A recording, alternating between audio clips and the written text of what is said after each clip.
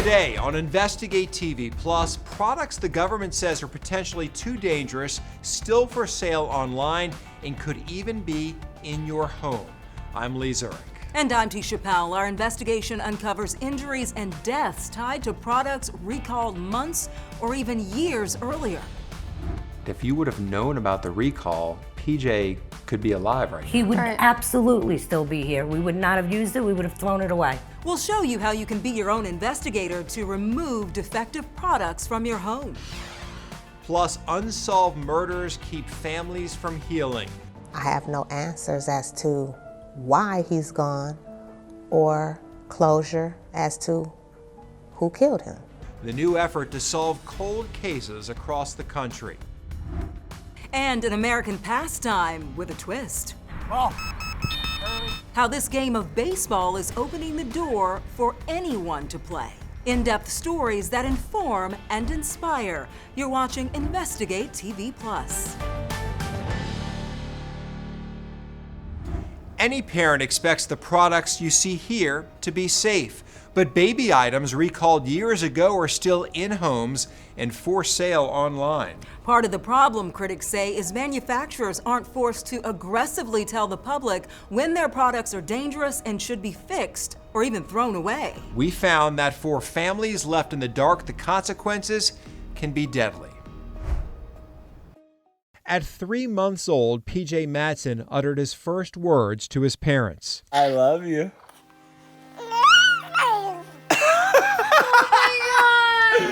The only words he would ever say.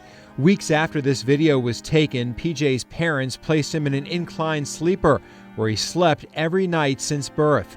When his father went to wake him up in the morning, PJ was lifeless. He was in an inclined bassinet and he was able to roll over in it because of how narrow it was. And he was on his stomach, and mixed with the incline and him being on, his stomach, he wasn't able to breathe, and he passed away that way from being in the bassinet. His parents had no idea a government watchdog agency, the Consumer Product Safety Commission, or CPSC, hired an independent doctor to review these products for possible danger. The month before PJ died, that doctor declared no inclined sleep products are safe, warning the design has an increased risk for suffocation because babies can roll and aren't able to self-correct.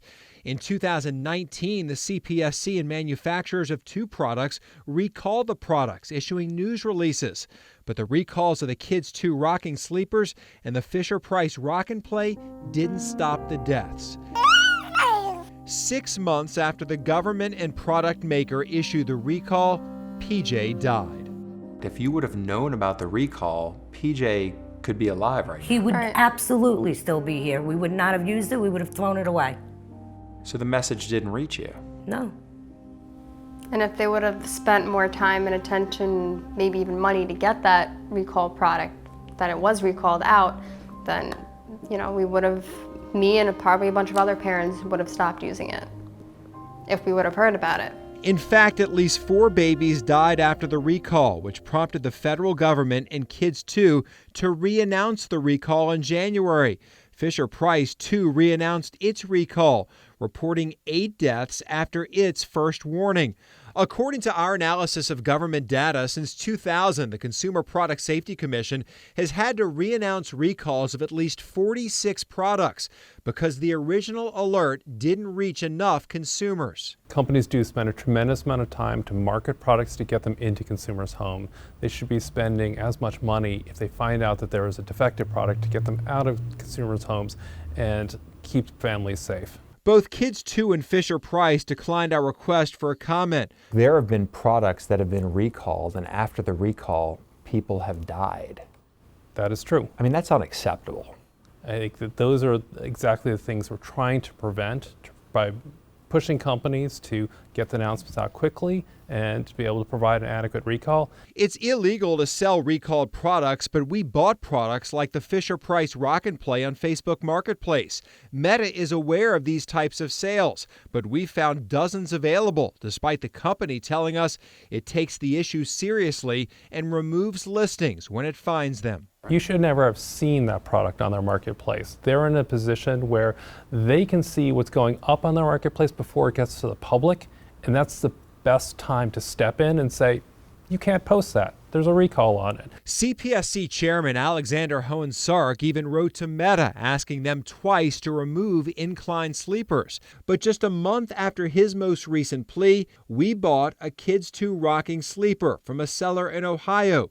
This sleeper similar to the one little PJ was in. I think there needs to be stricter regulations on things like that, like Facebook Marketplace trying to sell it. During our interview, Lydia Calvaca held her granddaughter Ryan tight. I have a hole in my heart.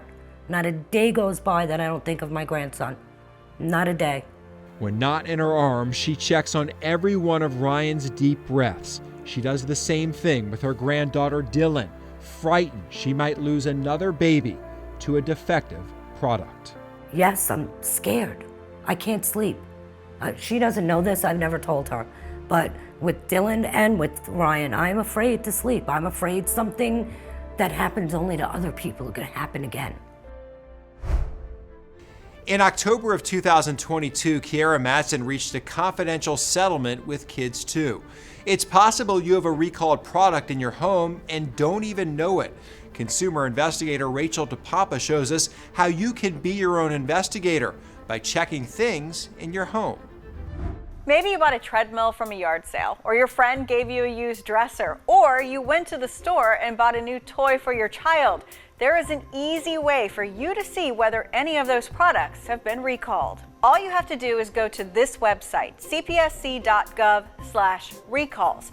This is the Consumer Product Safety Commission. Here, you don't even have to know the brand of the product. You can search for recalls on anything. So let's type in pacifier, and then we're going to hit apply. You instantly find all of the recalls in recent years for this product. Also, check this out. Let's type in bicycles. You not only get every bike that's recently recalled, but also products related to bikes, like helmets. And let me show you what happens when you click on the product. It not only shows you why there's a recall, but it offers you solutions as to what you can do, as in where to return the product. And if there's a refund available, it gives you a phone number to call. You can even click here to sign up for emails so you know about all the recalls. One other website you can check is saferproducts.gov.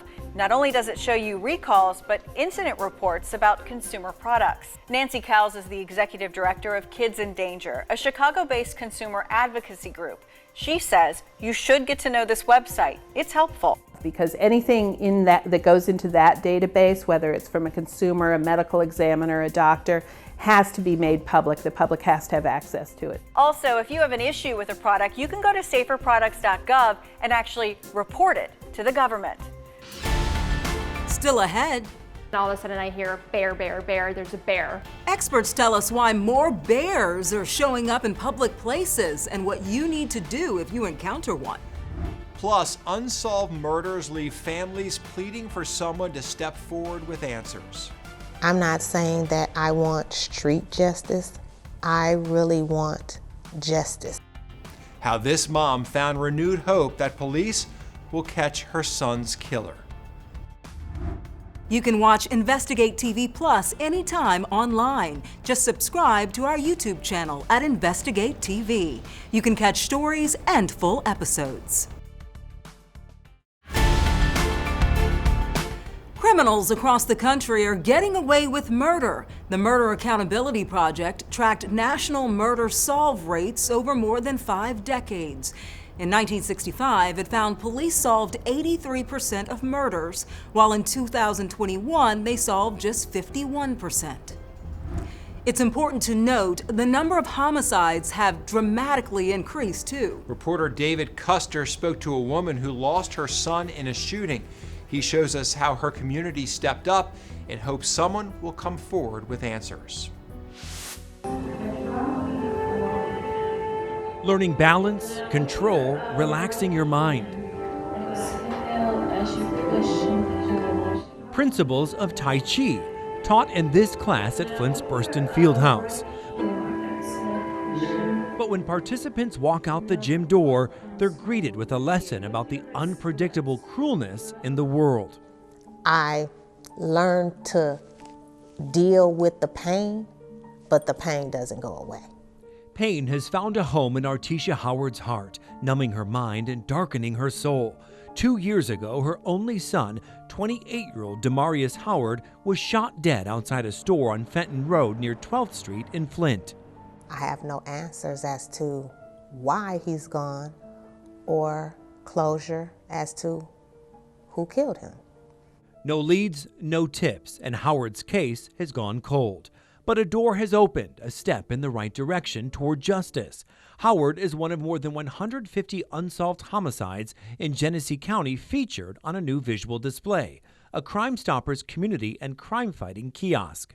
Unsolved crimes on there, wanted fugitives, and the screens flash, 10 to 20 seconds. Demarius Howard right there. Crucial seconds that Crime Stoppers director Julie Lopez says could, by chance, catch the eye of someone walking by, someone who may hold a clue. Changes with all of this information, so it makes the community aware of what is going on. Right. And then there's a scan code that if they want, they can do a QR code and walk away and submit a tip. We have a lot of traffic here, and if just one person were to see the kiosk and be able to call in and give a tip to help solve the crime, it's worth it.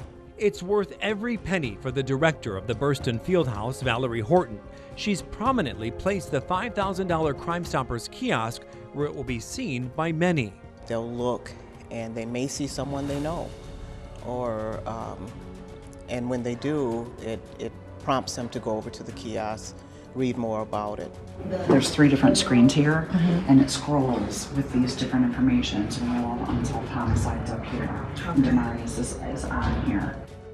And when Howard's son popped up on the kiosk, time stopped. Everything stood still. I know that I'm going to get justice and closure. I do know that. A moment she and Lopez believe could also happen to anyone harboring a skeleton in their closet. They've got different ways that they can submit tips. You can be anonymous and say what you saw or say what you know. You don't have to come forward and give your name. You don't even have to tell nobody. And I know that it's going to come to pass. We're going to have solved on here soon. Crime Stoppers is available for people who are afraid of retaliation or don't want to talk to the police for any reason. We parents that have lost our children need answers. And if there's someone out there that has answers, it's not a bad thing to help somebody get closure.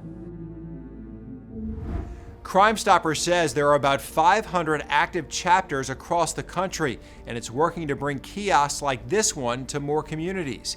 You can submit any tip about a crime anonymously through the number on your screen or your local Crime Stoppers. Still ahead, a different game of baseball creates an even playing field. Deal with so much adversity in your life, and it's amazing just to be out here and not have to worry about any of that. How a new take on America's pastime is a home run for these players. Plus, this cupcake-eating cub, part of a growing trend that residents can barely stand. We'll show you the areas of the country seeing more bear encounters and explain why. Our in-depth coverage continues. You can get connected to InvestigateTV Plus on all social media platforms.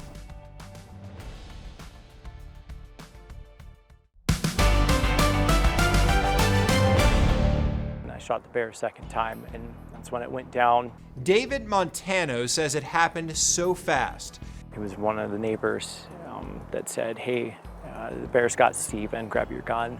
His neighbor, Stephen Jackson, sitting outside drinking a cup of coffee on a morning in June of 2023 when a bear attacked him. It all happened so fast. It was an instance of, okay, I want to do everything I can to try to save his life. And it was 100% focused on just trying to save his life and spare him. Unfortunately, that's not the outcome that happened. Stephen, just the second person killed by a bear in Arizona since the state started tracking attacks in the 90s. The state's Game and Fish Service says the bear attacked Stephen unprovoked. It tested negative for rabies and was otherwise healthy. This is exceedingly rare. In fact, I don't know that I've ever been a part of anything like this in my life. The bear that attacked Stephen was a black bear. While attacks, especially deadly ones, are extremely rare, as you can see, black bears are starting to show up in new places. This Connecticut town just 10 miles west of the state capital looks quiet, but in May 2023, a bear scare. All of a sudden I hear bear, bear, bear, there's a bear. This bakery employee says she was preparing an order when she came face to face with a black bear. I shut this door and I came around like this and wanted to shut this door, but as soon as I kind of got about here, the bear turned and came back in this direction. The bakery girls get pots and pans, like start banging it. We don't know if that's good or if that's bad. The noise startled the bear, but not before it gobbled up 50 cupcakes and a few slices of coconut cake. In fact, wildlife experts say bears will eat just about anything they can get their paws on. There's so much opportunity to find food from garbage and bird feeders, compost, backyard chickens. They're finding enough food to survive and are choosing to stay there. In Vermont, Jacqueline Como leads the Black Bear Project for the Fish and Wildlife Service. She says the agency is getting more reports of what she calls conflicts between people and bears. We're getting to a point where we're getting overwhelmed with being able to respond. But also, more importantly, it just means more opportunities for people to experience, property damage from bears. And again, it really puts both bears and people's safety at risk when we have these just repeated like close encounters with bears. The Vermont Fish and Wildlife Service says there are about 6,000 bears in the state, more than double from just 50 years ago. According to the National Park Service, there are more than 900,000 bears across North America. Our team found there's no reliable data on the number of black bears in the U.S., but many states track at the local level. Wisconsin's black bear population tripled over the last 3 decades, and Pennsylvania's more than quadrupled over 50 years. According to an organization operated by bear biologists across the country, there are 2 major reasons we're seeing more bear encounters over the last 3 years. More people visiting state and national parks, particularly during the pandemic. And 2, tech is everywhere.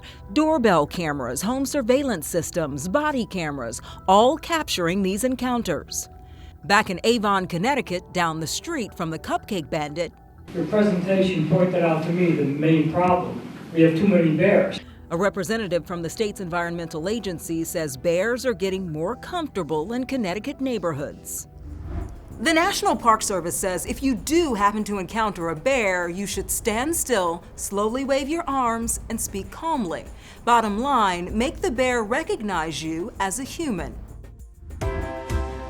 Still ahead, they may not see the ball. Let's have some fun. Here we go. Ball. But they sure have a feel for the game. How Beep Baseball is inspiring this team to score more than just home runs. You can watch Investigate TV Plus anytime, streaming online. Get the app for Roku, Amazon Fire TV, and Apple TV. They're free to download.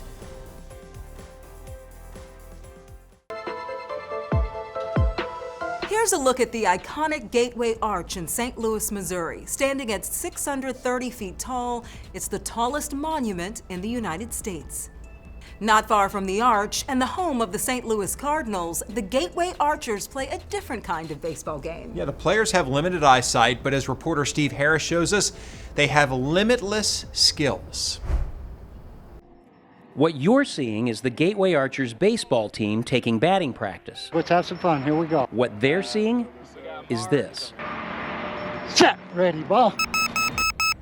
The game is Beep Baseball. Right. The players are all legally blind.